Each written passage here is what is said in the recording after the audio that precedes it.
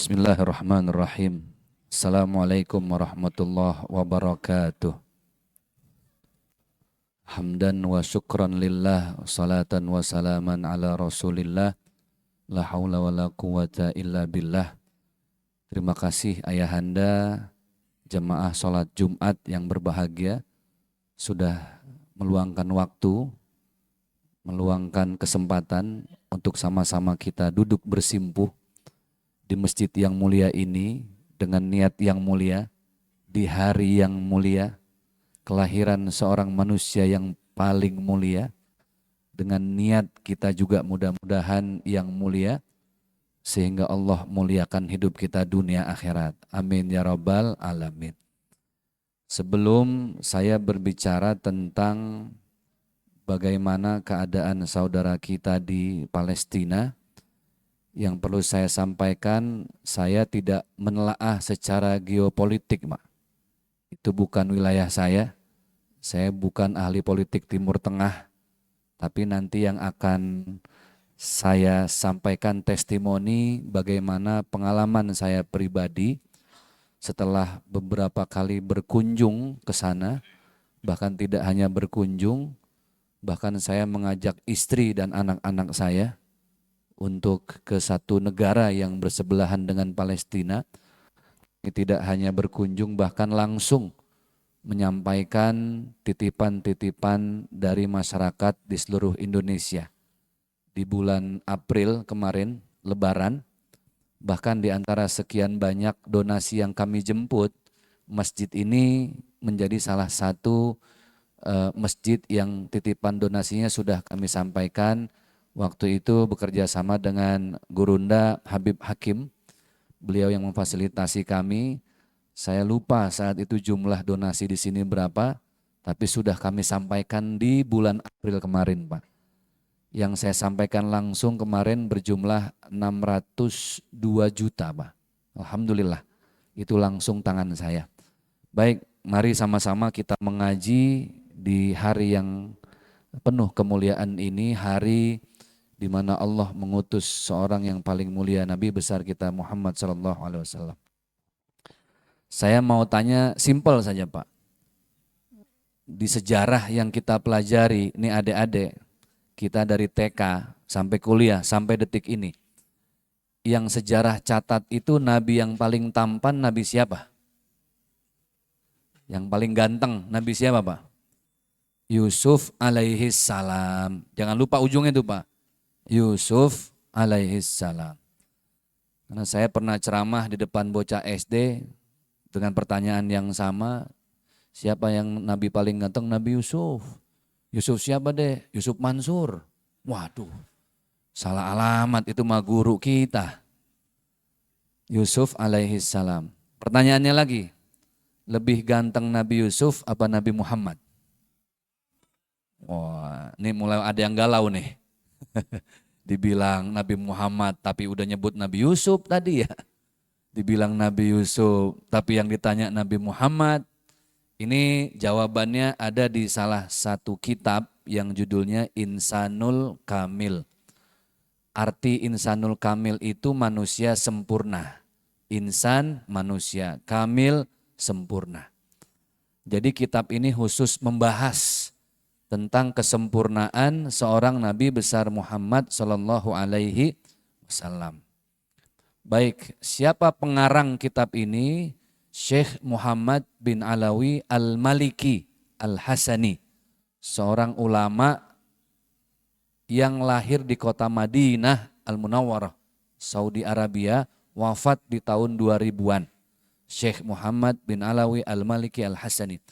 Jadi kalau ayahanda, para jamaah datang ke rumah Habib-Habib ya, di Sagopah, Bukit Duri, ke rumah Habib Ali di Kuitang, itu biasanya ada foto beliau.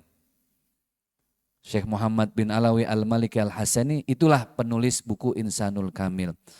Kalau pertanyaannya mana lebih ganteng Nabi Yusuf dengan Nabi Muhammad, beliau menjelaskan, ibarat satu lingkaran nih Pak.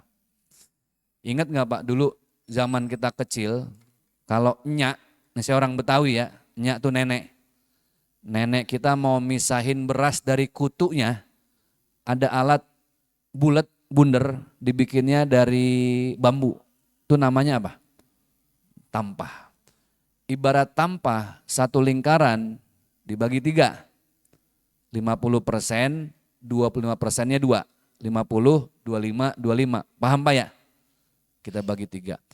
50% yang pertama itulah jatah ganteng yang Allah kasih khusus hanya untuk Rasulullah Shallallahu Alaihi Wasallam. Nabi besar kita Nabi Muhammad 50%. 25% yang pertama itu jatah ganteng yang Allah kasih khusus untuk Nabi Yusuf alaihi salam. Jadi kalau di atas kertas hitung-hitungan harusnya mana yang lebih tampan? Rasulullah Shallallahu Alaihi Wasallam. Tapi kenapa kok buku-buku sejarah itu tidak menulis Nabi Muhammad yang paling ganteng? Tapi kenapa Nabi Yusuf? Nanti kita bahas. Karena kita mau membahas 25% yang terakhir. 25% yang terakhir itulah jatah ganteng yang Allah kasih ke seluruh laki-laki yang ada di atas bumi ini. Dari zaman Nabi Adam sampai zaman kiamat nanti. Semua cuma kebagian 25%. Konon malaikat pertama kali turunnya di Jazirah Arab, bagi-bagiin ganteng. Jadi habibana orang-orang Arab tinggi besar, hidung mancung, tegap-tegap, bulu mata lentik, besar-besar matanya, berbulu. Oh, jatah pertama. Jatah kedua, malaikat turun di dataran yang sekarang jadi Eropa. Kulitnya putih-putih, ikal-ikal, bersih-bersih, tinggi-tinggi, bule-bule. Jatah yang kedua. Sisanya baru malaikat turun di Cakung dan sekitarnya Pak. Jadi ya beginilah wajah-wajah kita nih wajah sisaan ternyata Pak. Ini kalau istilah kopi kayak ampas nih Pak. Ampas diuyup, bikin enak dibuang sayang kan begitu. Ini wajah-wajah sisaan. Ya udah setelan pabriknya begini Pak. Tapi ternyata Allah menciptakan semua makhluk dengan berbeda bentuk fisik. Itu ada hikmahnya Pak. Jazirah Arab. Ada satu buku yang menuliskan sengaja Allah ciptakan manusia-manusia Jazirah Arab itu Pak tinggi-tinggi besar-besar. Karena mereka hidup di negeri gurun pasir. Anginnya kencang-kencang. Jadi minimal kalau ada angin kencang nggak goyang tuh Pak. Orang Arab, kenapa? Gede-gede. Makanya kalau Bapak umroh, kalau pas lagi ada musim dingin itu Pak, itu yang paling banyak kebawa angin ya orang-orang Indonesia tuh Pak. Kenapa di Eropa putih-putih, bule-bule, tinggi-tinggi, ini negeri yang sangat dingin Pak, masih banyak salju turun. Jadi kalau ada salju turun, nggak pada meriang. Kenapa? Kulitnya tebal-tebal putih-putih. Cina, kenapa Allah ciptakan manusianya matanya sipit-sipit Pak? Negeri tempat terbitnya matahari. Jadi sengaja Allah ciptakan matanya itu tipis-tipis, merem-merem. Kenapa? Ketika matahari terbit dia nggak ribet nyureng kayak kita Pak. Begini dulu nggak. Udah setelannya. Di Bekasi, Cakung, kenapa orang ciptakan kayak kita nih Pak, kecil-kecil, mungil-mungil gitu ya. Ya kayak model kita dah. Sengaja Allah ciptakan. Kenapa? Supaya ketika ada yang nagih utang gampang ngumpet tuh Pak. Itu setelannya. Jadi masing-masing memang udah ada setelan pabriknya ya. Nabi Yusuf tinggal di negeri Mesir. Ada perempuan yang cantik namanya Siti Zulaikha. Zulaikha yang ditunting sama Nabi Yusuf menjadi istri. Zulaikha. Orang Arab tuh namanya cakep-cakep Pak. Zulaikha. Sayang pas masuk Bekasi jadi apa? Juleha. Dagang nasi uduk pagi-pagi dipanggilnya Empo Eha lagi. Jangan yang laki Pak, yang perempuan cakep-cakep yang laki namanya cakep-cakep Yusuf ya. Dipanggilnya apa Pak? Ucup. Ibrahim, panggilnya Pak Ibrahim. Baim, yang parah tetangga saya Boeh Pak. Nama cakep tapi ya begitulah Indonesia. Siti Zulaikha wanita paling cantik di zamannya. Sebelumnya, di masa berapa abad sebelumnya ada namanya Cleopatra Pak, juga cantik. Kita nggak bahas ini. Kenapa sejarah mencatat yang paling ganteng Nabi Yusuf alaihissalam? kitab itu menjelaskan, Syekh menjelaskan, Rasulullah ketika hidup wajahnya ditutup oleh Allah dengan 10 tirai terbuat dari cahaya, Pak. Berapa tirai, Pak? 10. Nabi Yusuf alaihissalam juga ditutup dengan jumlah yang sama, 10 tirai. Sama-sama 10 tirai. Bedanya Nabi Yusuf ketika hidup semua tirainya sudah Allah buka dan singkap, 10-10-nya. Sehingga tampaklah sebenar-benarnya wajah Nabi Yusuf tanpa tedeng aling-aling. Itulah yang membuat wanita-wanita yang melihat Nabi Yusuf ketika lewat, masing-masing wanita memegang apel dan pisau, dia iris-iris apel, Nabi Yusuf lewat, tidak sadar yang diiris bukan apelnya. Apanya? Tangannya. Saking gantengnya Nabi Yusuf. Kenapa? Karena 10 tirainya dibuka. Jadi kalau ada emak-emak nih Pak, di kampung kita, suruh bawa apel sama pisau dah. Suruh potong-potongin, kalau di kampung itu ada yang namanya Yusuf, suruh lewat. Itu kira-kira kalau yang lewat Yusuf orang situ yang dipotong-potong apelnya apa Yusufnya kira-kira tuh Pak? Yusufnya. Rasulullah ditutup dengan 10 tirai, jumlah yang sama. Tapi Allah buka ketika Rasul di dunia, yang dibuka hanya 1 tirai saja Pak. Sisanya berapa Pak? 9. Kapan yang 9 tirai itu dibuka oleh Allah Subhanahu wa taala? Di padang mahsyar. Fama ya'mal mithqala dzarratin khairan yara wa ma ya'mal mithqala dzarratin syarran yara. Pertanyaannya lagi, siapa golongan di antara sekian banyak golongan, siapa salah satu golongan yang Allah perlihatkan nanti ketika wajah Rasulullah dibuka sisa 9 tirainya? Kitab itu kembali menjelaskan golongan yang ketika selesai sholatnya dia berusaha membahagiakan tetangganya. Golongan yang setelah pulang hajinya dia berusaha merubah segala kejelekan-kejelekannya. Maksudnya yang Allah perlihatkan wajah Rasulullah adalah orang yang tidak hanya membenahi ibadah hablum minallah, tapi dia juga memperbaiki hablum minannas. Bapak Ibu perhatikan begitu banyak ayat yang memerintahkan kita untuk mendirikan sholat, tapi diikut sertakan dengan perintah zakat. Wa aqimus shalah wa atuz zakah. Innas sholata tanha anil fahsya'i wal munkar. Sesungguhnya dengan sholat harusnya tercegah dari perbuatan keji dan artinya Allah mau nggak cuma sekedar ibadah kepadaku, tapi buktikan kesempurnaan ibadah kepadaku dengan peduli terhadap sesamamu Pak. Makanya kenapa gerakan sholat diakhiri dengan gerakan salam. Nengok kanan, nengok kiri.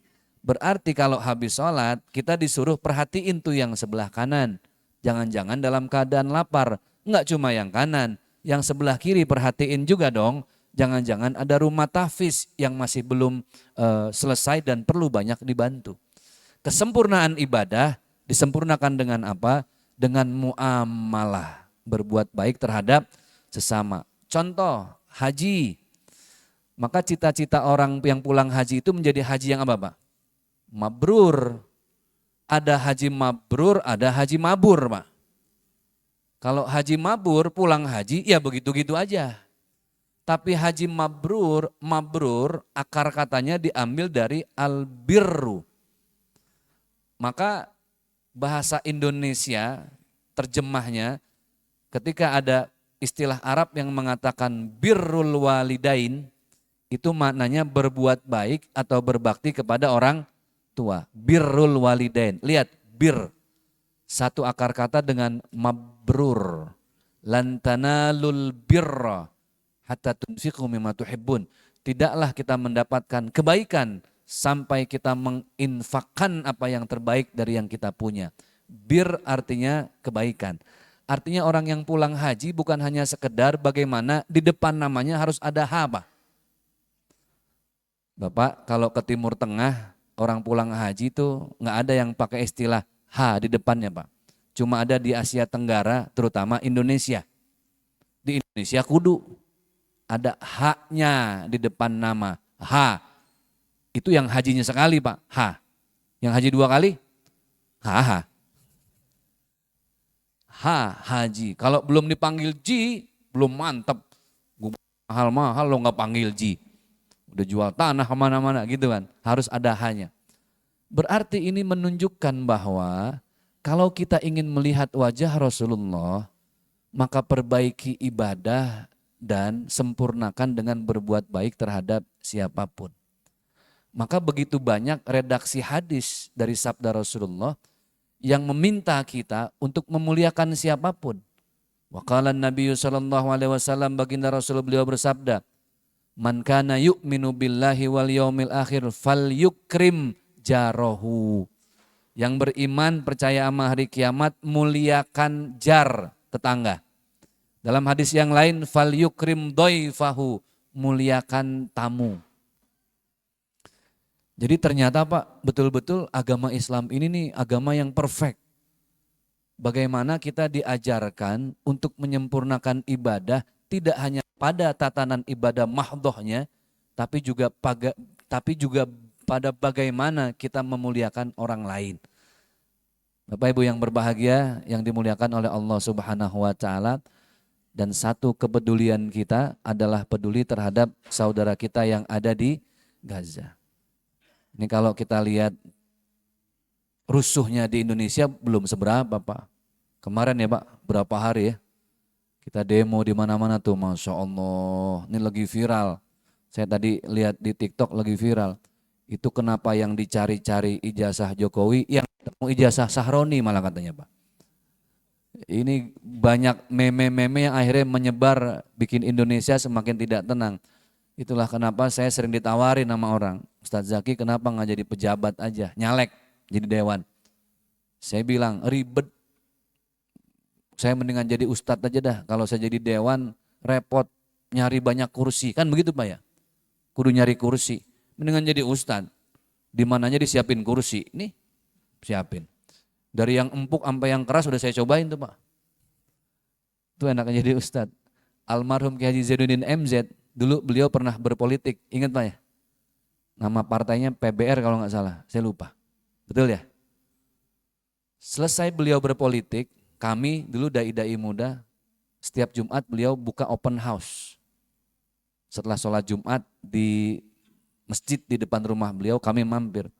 Beliau cuma bilang, sebisa mungkin yang fokus dengan dakwah, istiqomah dalam dakwahnya. Aneh bahasa beliau. Lagi jadi ustadz dulu, kan dikenal dengan sejuta umat Pak ya. Saya kalau di dakwah, sendal saya dibawain sama jamaah. Pas di politik boro-boro, sendal naik ke kepala saya. Dilempar sama orang Pak, lagi sidang.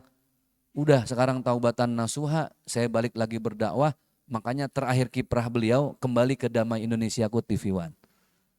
Bapak Ibu yang berbahagia yang dimuliakan oleh Allah Subhanahu wa taala, belum seberapa dibandingkan penderitaan saudara kita yang ada di Gaza, Palestina. Orang Arab bilangnya Gaza. Gaza. Jadi kalau ada yang dengar Gaza itu artinya Gaza.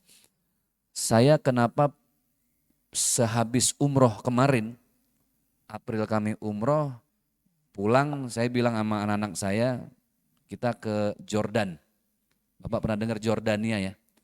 Jadi Palestina itu Pak bertetangga dengan negara-negara Arab lainnya. Ada Jordania, ada Mesir, ada Suria, ada Libanon. Libanon konflik, Suria apalagi, Mesir sedang konflik. Sekarang sedang mengalami ekonominya. Ekonominya sedang nyungsep Pak. Jadi Bapak kalau ke Mesir bawa uang nggak seberapa, di sana dapat banyak Pak. Lagi inflasi. Nah, negara yang paling aman, yang paling bersebelahan dengan Palestina itu adalah Jordan. Maka banyak anak-anak yatim yang bapak ibunya tertindih reruntuhan bangunan, terkena dampak perang, serangan Zionis Israel. Mereka memilih Jordan untuk kabur Pak. Jadi di sana ternyata udah banyak camp-camp penampungan Pak. Anak-anak yatim yang hidup di barak-barak. Itu satu tempat Pak. Tidak seberapa besar luasnya, ada 30 sampai 40 orang Pak. Dan semua tidak berayah, tidak beribu. Itulah kenapa saya memilih masuk ke Jordan. Masuklah kami ke Jordan, hampir ditahan di imigrasi itu 1 jam karena screening data. Karena di paspor saya ternyata dulu tahun 2013 saya pernah masuk ke Israel tuh Pak. Jadi agak lama di screeningnya. 1 jam kami masuk dan alhamdulillah ada 5 camp yang kami datangi secara langsung Pak. 5 tempat penampungan. Itulah donasi-donasi yang kami sampaikan langsung ke sana. Alhamdulillah. Bapak Ibu, akhir Oktober insya Allah saya akan berangkat lagi. Bahkan tidak hanya ke kota Amman, jadi ibu kota Jordan itu Amman. Tidak hanya ke kota Amman, tapi saya insya Allah akan masuk ke Yerusalem, ke Aqsa. Bapak Ibu yang ingin ikut menyampaikan bantuan secara langsung, silahkan. Nanti ada tim kami yang ingin, Ustadz boleh nggak saya ikut ke sana, saya ada rezeki, silahkan Pak. Aman nggak? Aman. Tapi kalau mau agak-agak awal buat ngurus visanya Pak. Karena kalau ke kota Aman masih agak gampang, yang screeningnya agak ketat itu ketika pengajuan visa untuk masuk ke Yerusalem, ke Masjidil Aqsa. Bapak-bapak yang dimuliakan oleh Allah Subhanahu wa taala, karena kami akan berangkat lagi di akhir bulan Oktober, mudah-mudahan Habib bisa ikut nih. Bentar ya. Saya udah ada 3 orang yang mau gabung nih Pak ke sana. Penasaran lihat video saya.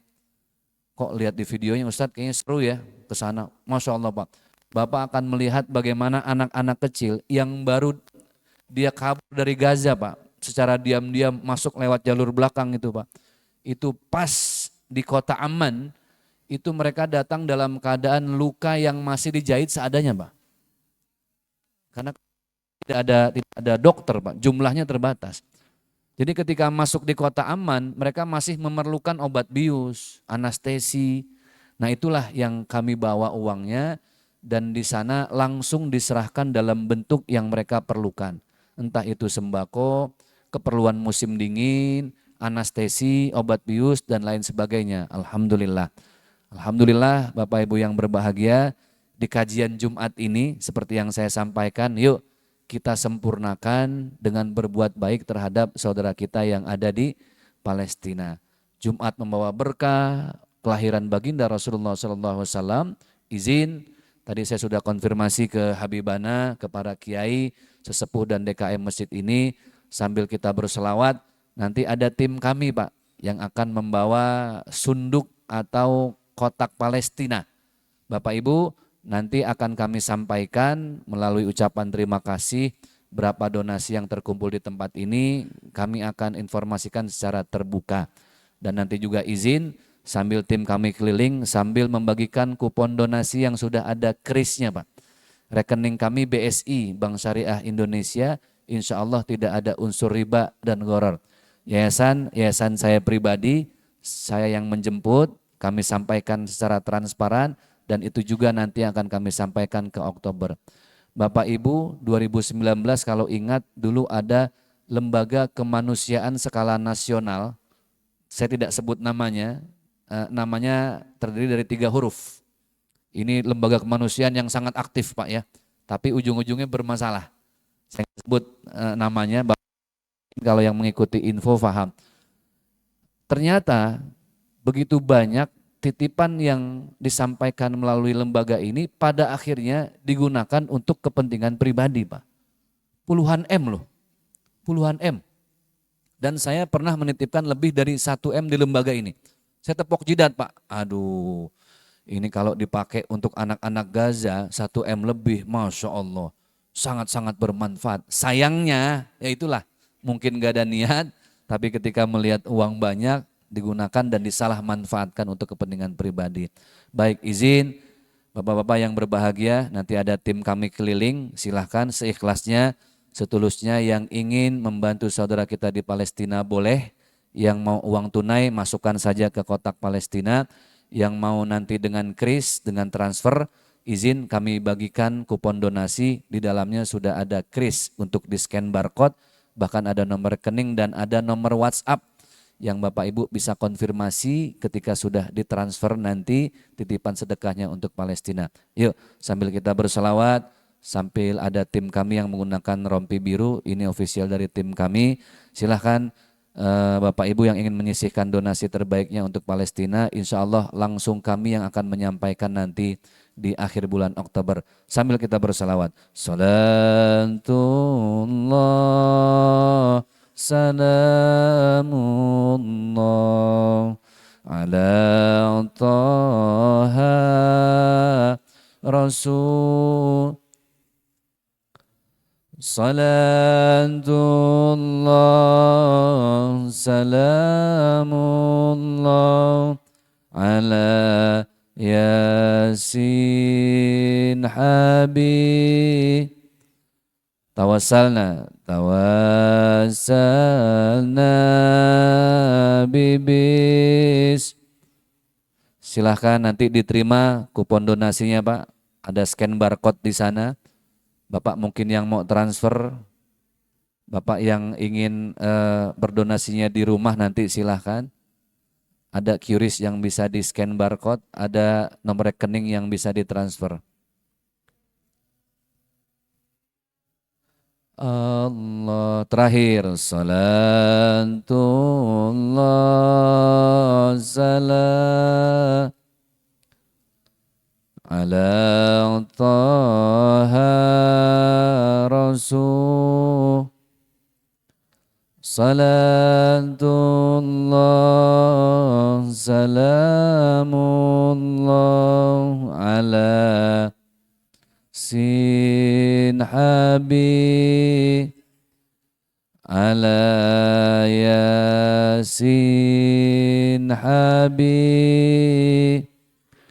Allahumma salli wa sallim wa barik alaih. Jazakumullah khairul jaza. Terima kasih Bapak Ibu yang sudah menyisihkan. Ini yang kedua kali Pak kami menjemput donasi di masjid ini. Insya Allah nanti kami juga yang menyampaikan. Sukses, berkah, jazakumullah khairul jaza. Kami belum bisa membalas apa-apa. Terima kasih atas kepedulian kita untuk saudara yang ada di Palestina sana.